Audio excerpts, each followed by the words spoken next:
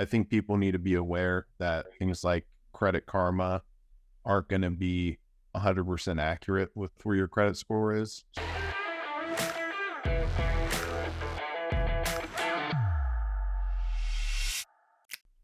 Hey there, everyone. Dave Barlow here with the gang from Sell for 1%. And I'm glad to see everybody got the memo except for Ryan about wearing your baby blues today. Sorry, guys. Sorry. I mean, what are the odds that all three would have the same shirt? Of course, this was the color that was on sale when Dad bought the shirts. That's why we all three had the same blue shirts. Ryan, we got interest rates kind of floating everywhere. We thought maybe things would maybe settle in a little bit after the Fed's quarter point rate hike last week. Talk to us a little bit about what you're seeing right now and where you think we're headed. Yeah, we saw interest rates move up just a little bit yesterday. The big reason was due to the U.S. Treasury's decision to increase borrowing. Basically, where we're seeing interest rates, depending on your specific situation, it's still anywhere from 6.5 to 7.5. The average interest rate as of yesterday, it went from like a 7 up to a 7.3. So, that's pretty good. That's take it for what it is. But if we're looking at it from a top tier perspective, again, you're still going to most likely be in the sixes, mid sixes to high sixes. And if your specific situation, credit profile probably isn't the best, you're probably looking 7 to 7.5. But yeah, nothing that's super major. We have the potential for a rate recovery. It just ultimately depends on the upcoming news with like economic data.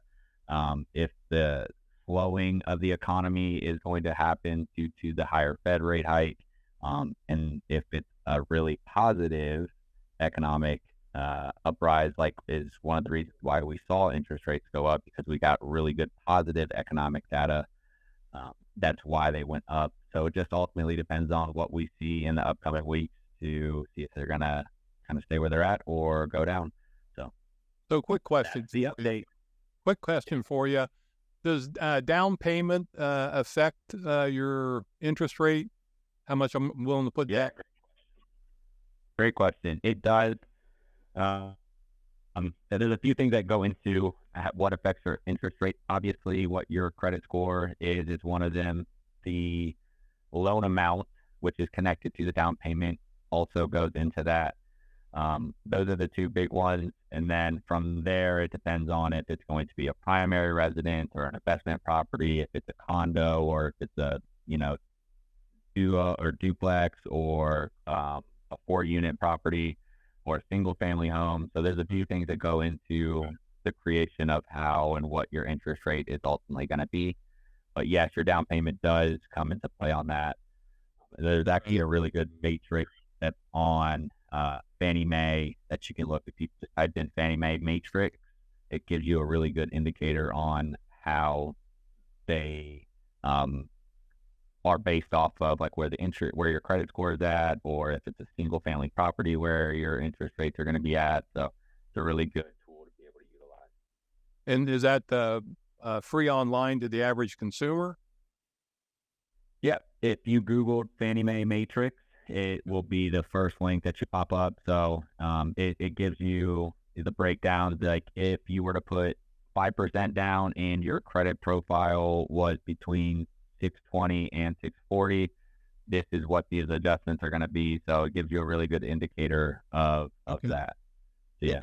Yeah, that's a great golden nugget that definitely helps us. And I learned something new every day coming on these meetings with you, Ryan. So I think people need to be aware that things like Credit Karma aren't going to be 100% accurate with where your credit score is. So it's something to keep in mind. Yeah.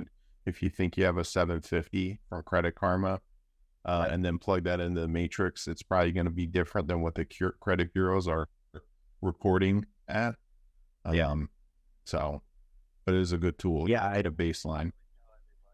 All of my clients that Credit Karma is a great tool, but it isn't the exact thing that we use for qualifying for a mortgage. mortgage is going into a lot more detail, obviously, because it's hundreds of thousands of dollars. So they're going to look into a little bit more depth on what your credit profile look like.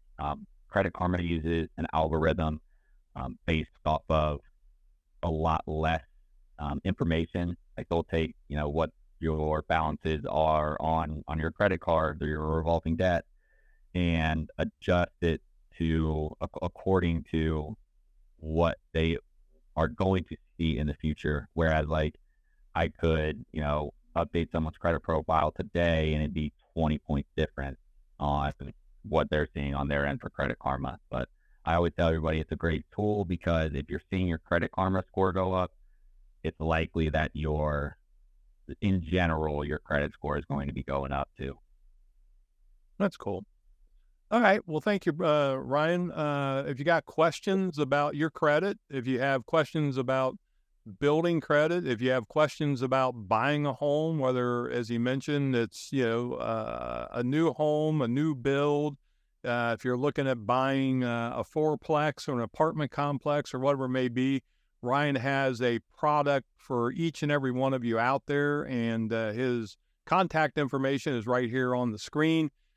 He would love to talk to you and help you get, as we say, from point A to point B, and point B being a successful closing. So thanks for your time, Ryan. Thanks, guys. Always a pleasure. Yes, sir.